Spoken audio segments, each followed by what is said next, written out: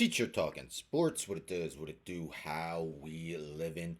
Man, do the Eagles have a tough decision come next week? I mean, it could be a storybook moment. Saquon Barkley coming back to play once again against the team that he was formerly a member of, the New York Giants, and has an opportunity to break a long standing NFL record.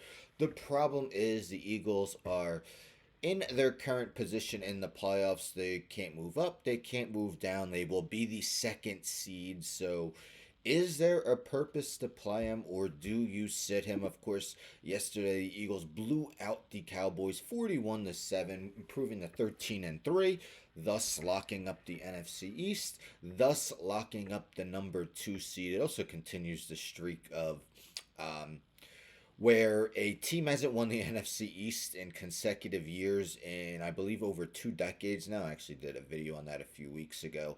Last season was the Cowboys. Cowboys didn't come close this year. It's been a lot of Eagles and Cowboys, but they just haven't won it back to back. But you see Saquon Barkley, 31 carries for 167 yards. I'm sure you've heard that there is an NFL record that he has been chasing after, and that 167-yard game certainly put him within striking distance. This is Jeff Kerr of CBS. Most rushing yards in a season, NFL history. So you see, with one game to spare, Saquon Barkley became just the ninth player to have 2,000 rushing yards in a season. Can easily move far up that list. I mean, he's one behind Chris Johnson, three behind Terrell Davis, 22 behind Derrick Henry.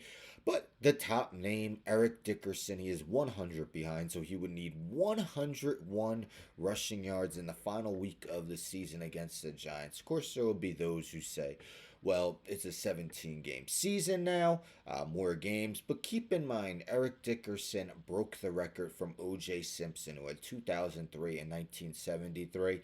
That was in a 14-game season when O.J. did it. So Dickerson got to play two more games than Simpson did. So, it's just the way of life. There's no asterisk next to Eric Dickerson's name, and there won't be next to Saquon's. If you were to play and break the record, get rid of the ad.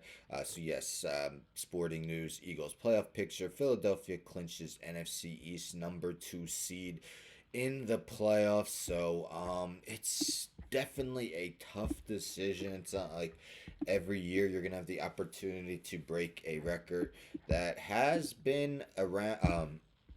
That hasn't been broken in 4 decades. Dickerson broke that mark.